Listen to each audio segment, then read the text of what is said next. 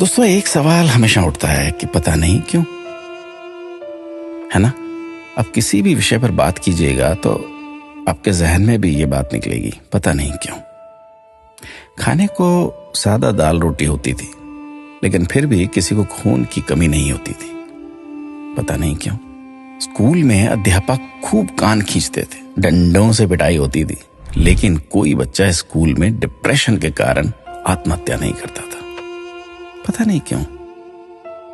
बचपन में महंगे खिलौने नहीं मिलते थे, लेकिन हर खेल बहुत आनंदित करता था, पता नहीं क्यों। घर कच्चे होते थे, कमरे कम होते थे, लेकिन माता पिता कभी वृद्धाश्रम नहीं जाते थे, पता नहीं क्यों।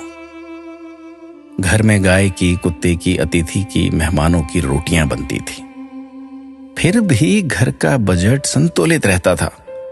आज सिर्फ अपने परिवार की रोटी महंगी हो गई, पता नहीं क्यों। महिलाओं के लिए कोई जिम या कसरत के लिए विशेष साधन नहीं थे, फिर भी महिलाएं संपूर्ण रूप से स्वस्थ रहती थी, पता नहीं क्यों। भाई भाई में, भाई बहनों में अनेक बार खूब झगड़ा होता था, आपस में कुटाई तक हो जाती थी, परंतु आपस में मन मुटाव कभी नहीं होता था, पता नहीं क्यों।